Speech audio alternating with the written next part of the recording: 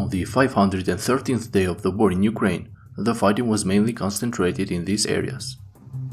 In Zaporizhzhia front, north of Robotine, Ukrainian forces have managed to clear another part of the trenches that are located northeast of the village, in the areas between Robotine and Verbove. The advance of the Ukrainian units has been quite slow these days, but according to Russian sources, it is reported that the Ukrainian command is regrouping its troops and will soon start a major offensive in this part of the front line.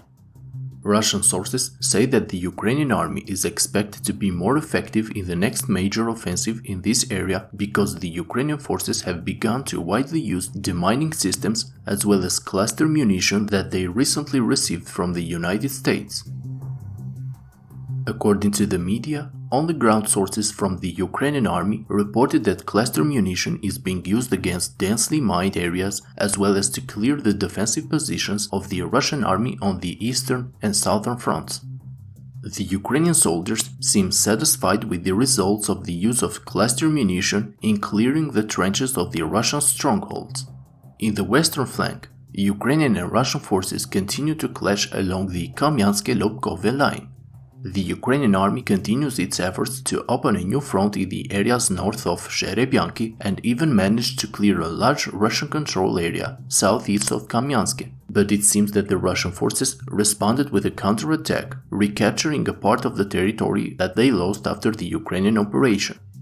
Friends, if you like my daily updates, I kindly ask you to hit the like and subscribe buttons, as this will greatly help the channel to reach a wider audience. Thank you.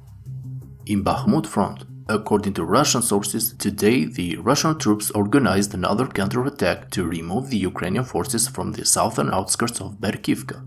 As reported by Russian sources, the counterattack was not successful and the Ukrainian forces have maintained their positions.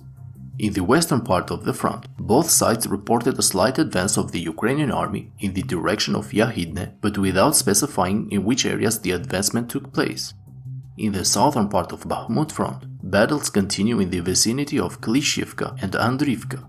From geolocated photos and videos, it is understood that in the direction of Andriivka, the Russian forces have withdrawn further east towards the village, after suffering heavy losses in the battles that took place just a few kilometers west of Andriivka. In Vremivka front, heavy battles took place in the areas north of Priutne and inside Staromayorsk. Russian forces tried to counterattack north of Priutne, aiming to repel the Ukrainian troops from the positions they have established inside the forest areas.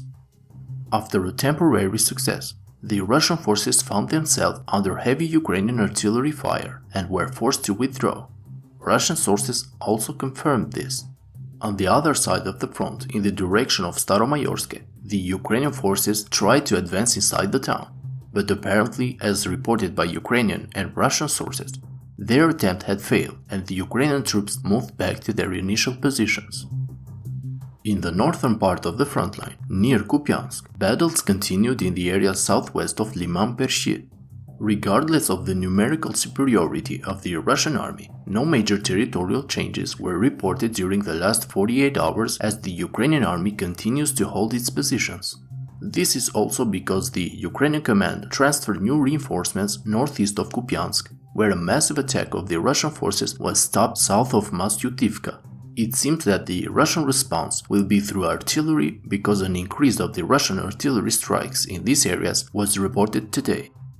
That's all for today's update. Thank you to my Patreon supporters and have a great day.